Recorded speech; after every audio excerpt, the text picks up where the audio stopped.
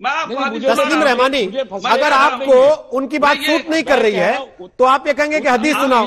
अभी मौलाना सुफियान निजामी हदीस सुना देंगे 4 दिन का, आपको मतलब नहीं पता होगा, फिर क्या कहिएगा? रोहित जी ये हदीस है, तर्जुमा इनको याद है, रोहित जी ये हदीस है, इनको याद है, रोहित जी ये वो तो हदीस सुना ही रहे हैं सर। अरे वो तो लिए सुना ही रहे हैं उम्र तस्लीम नहीं है। रहमानी। मसला इस समय हदीसें सुनाने का नहीं है, मसला यह है कि केवल हदीसें पढ़ा के काम चल सकता है क्या? केवल हदीसें पढ़ाने के लिए मदरसे चलाने चाहिए या फिर इंसान को अरे भाई पूरी शिक्षा देने के लिए मदरसे में व्यवस्था होनी चाहिए? ये बहस हो रही है तस्लीम रहमानी। तस्लीम रहमानी, तस्लीम रहमानी, एक सेकंड रहमानी साहब, आप उनको बोलने नहीं दे रहे, ये गलत बात है। तस्लीम रहमानी, आप उनको बोलने नहीं दे रहे, ये गलत बात है। आप देखिए, मैं ये आप उनको बोलने दीजिए। आपके बीच में टोका किसी ने? तस्लीम रहमानी, आपने जो भी बोला, किसी ने टोका आपको? पूरी बात आपने कही, लेकिन खान साहब की बात आपको पसंद नहीं आए तो आप तुरंत कूद पड़े कि हदीस सुनाओ। मैं हदीस सुना रहा हूं। आप रेलिवेंट बात तो करेंगे ना, अरे तो बोलने तो दीजिए उनको पहले। सीरियस डिबेट है। मैं अरे भाई आप सवाल ये नहीं है, आज ये सवाल नहीं है कि क्या पढ़ाए मदरसों में। सारे सवाल और सारे जवाब आप पहले से तय करके बैठे हैं, तो इम्तिहान में जाते क्यों हैं तस्लीम रहमानी? जब सारे सवाल आपके पास पहले से हैं, सारे जवाब आपने तय कर रखे हैं कि यही छापने हैं, तो फिर इम्तिहान में बैठते क्यों हैं? अपनी डिग्री मान लीजिए स्वयंभू कि मैं पास हूं और मैं डॉक्टर भी हूं। रोहित, ये मौजूद नहीं है सर, आप कैसी बातें कर रहे हैं? आप दूसरे आदमी को सुनना नहीं चाहते और फिर अपने आप को सबसे ज्यादा सेक्युलर और सबसे ज्यादा टॉलरेंट भी कहलाना चाहते हैं। हो या ना हो, सरकार गलत है। आप सुनना चाहते नहीं दूसरे को, पहले से सर्टिफिकेशन लेके चलना चाहते हैं कि मैं ही सेक्युलर और मैं ही टॉलरेंट हूं। अभी तो दूसरा विचार एक आदमी ने पूरा रखा नहीं, आपका इंटॉलरेंस पहले खुल के सामने आ गया। अरे भाई, मैं वो विचार मौजू के अरे सर, आप पहले उनको पूरा तो कर लेने दीजिए, पूरा तो कर लेने दीजिए पूरा, फिर बता देंगे। कमाल है यार, प्लीज एमएच खान पूरा कीजिए, फिर सुफियान निजामी साहब के पास आऊंगा। बोलिए। रोहित जी, ये हदीस है कि कुरान शरीफ दीनी तालीम में उज्र नहीं है। दीनी तालीम, कुरान शरीफ और दीनी तालीम देने का पैसा नहीं ले सकता कोई। दूसरी बात यह है कि मदरसे में क्या होता है कि जो एडेड मदरसे हैं वो भी, जो नहीं एडेड है वो कुरान शरीफ हिफ्ज कर लेते हैं, हाफिज हो जाते हैं बेचारे। किसी मस्जिद में इमाम हो जाते हैं, 1200 रुपया पाते हैं, न घर का खर्च चलता है न परिवार का खर्च चलता है। तो ऐसे शिक्षा से क्या फायदा है? अगर मॉडर्नाइजेशन हो रहा है, अगर साइंस आ रहा है, टेक्नोलॉजी आ रही है, कंप्यूटर आ रहा है, यही मैं कह रहा था, अगर सारी ये जो टॉपिक नहीं है ना आज का, रोहित, ये टॉपिक आपने तय किया जो वो ये नहीं है। बड़ा मुश्किल है, बड़ी दिक्कत है भाई, बड़ी दिक्कत ये है, बड़ी मुश्किल है, बड़ी दिक्कत है रहमानी साहब, बड़ी दिक्कत है। थोड़ा सा आपको पसंद नहीं आए तो आप दूसरे को बिल्कुल एकदम शट कर देते हैं कि बोलने नहीं देंगे। मैं नहीं करता है। आप बिहार तक चले गए क्योंकि आपको वहां चुनाव लड़ना है। मैंने कुछ बोला?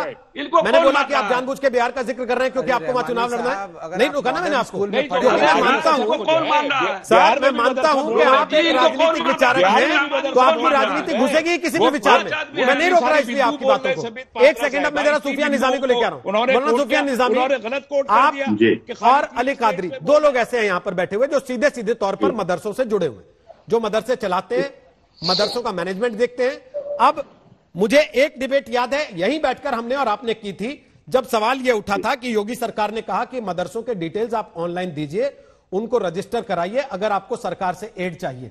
तो कुछ लोगों ने कहा कि ये देखिए सरकार दखल दे रही है, मदरसे के अंदर घुस जाना चाहती है। क्या व्यवस्थाएं ऑनलाइन की आप लोगों ने?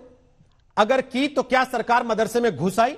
और क्या सरकार ने आपसे कहा कि सुफियान निजामी ये जो तुम पढ़ा रहे हो ये गलत है, इसको आज बंद कर दो वरना हम पैसा देना बंद कर देंगे?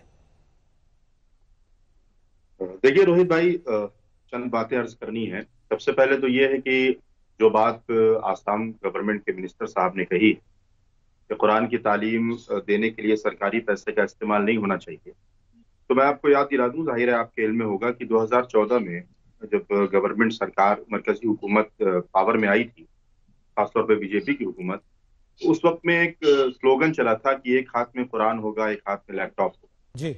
और मदरसा मॉडर्नाइजेशन की एक स्कीम बड़े पैमाने पर हमारे हरदिल अजीज वजीर आजम साहब की तरफ से इम्प्लीमेंट करने की कोशिश की गई।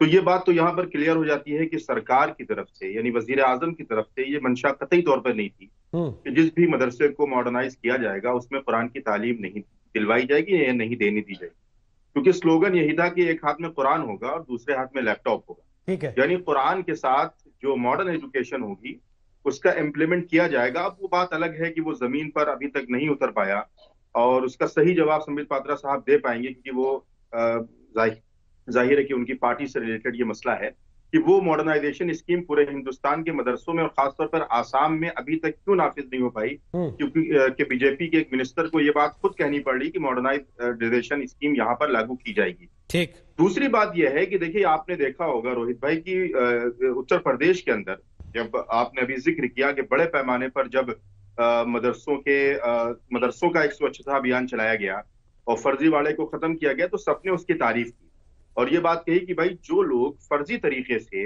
सिर्फ पेपर पे मदरसे चला रहे हैं, जो जिनका जमीन से कोई लेना देना नहीं है, तालीम से दूर दूर का कोई रिश्ता नहीं है, उन लोगों पर कार्रवाई होनी चाहिए। वो मुसलमानों के नाम पर या माइनॉरिटीज के नाम पर जो भी फंड इकट्ठा कर रहे हैं वो बेबुनियाद है, झूठा है और उम्मत के साथ, कौम के साथ एक फ्रॉड कर रहे हैं। ये बात हुई।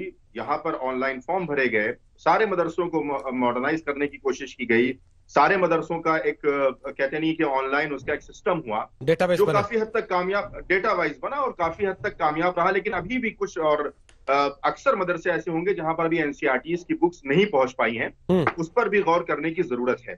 तो मैं सिर्फ इस बात को अर्ज करना चाहता हूं कि मदरसा कुरान की तालीम देता है जिसका बुनियादी मकसद दीनी तालीम होता है, लेकिन उसके साथ साथ अगर आप दारुल उलूम फिरंगी महल ईदगाह अशबाब में आए तो यहाँ कंप्यूटर की भी तालीम होती है, बड़े पैमाने पर कंप्यूटर की तालीम दी जाती है, साइंस की तालीम दी जाती है, इंग्लिश की तालीम दी जाती है। और अल्लाह का फजल करम से ये है कि हम कोई एड भी नहीं लेते, ये जो अवामी चंदे पर मदरसे चलते हैं। लेकिन जहां पर खामियां हैं उन खामियों को आप दुरुस्त करें।